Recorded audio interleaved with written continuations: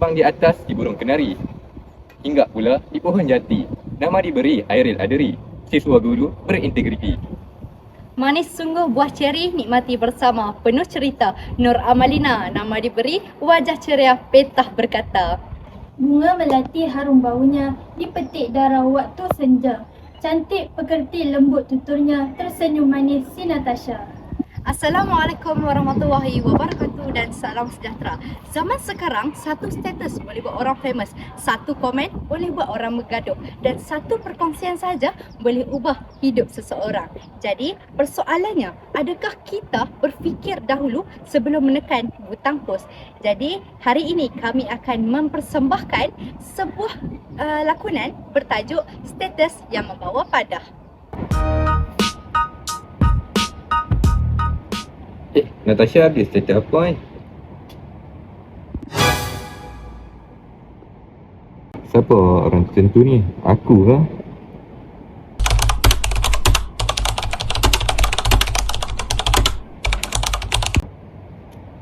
Apa dia ni? Hairil, kenapa kau marah-marah ni? Kau sindir aku kan status ni? Apa? Tu status pasal adik aku lah dia gaduh dengan kawan dia. Oh, bukan pasal aku lah. Kenapa kau rasa bersalah hari ni? Apa ni kecoh-kecoh? Cikgu, Hairil ni salah faham status saya di media sosial. Kenapa? Saya ingat dia sindir saya cikgu. Itulah masalah komunikasi digital.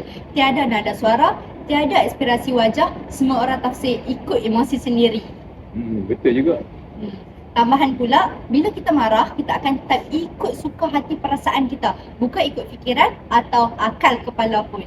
Itu yang kadang-kadang komen jadi lebih panas daripada isu sebenar. Ya, sebab itulah. Hairil, cuba kamu bayangkan kalau tadi kamu terus mak naik je status balas-balasan, kawan-kawan lain baca, lepas tu mereka komen, isu kecil pun jadi lebih besar tau. So jangan buat lagi dah, semak dulu, jangan terus perasan, okey? Ya, saya minta maaf cikgu. Takut juga kalau nanti orang viral saya. Ya. Itulah, kadang-kadang benda kecil jadi besar sebab ego. Ya, betul ke Tasha? Sebab tu, sebelum berkongsi sesuatu di media sosial, tanya diri sendiri dulu 3 soalan.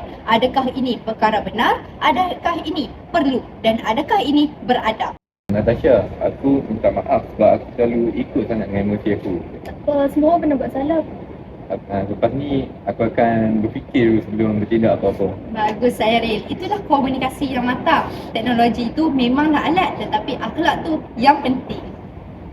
Hadirin sekalian, daripada lakonan ringkas ini, jelaslah bahawa komunikasi dalam era digital memerlukan kebijaksanaan dan kesatuan.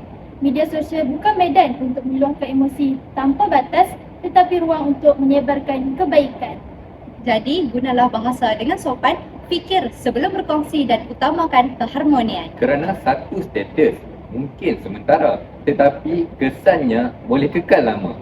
Sekian, terima kasih.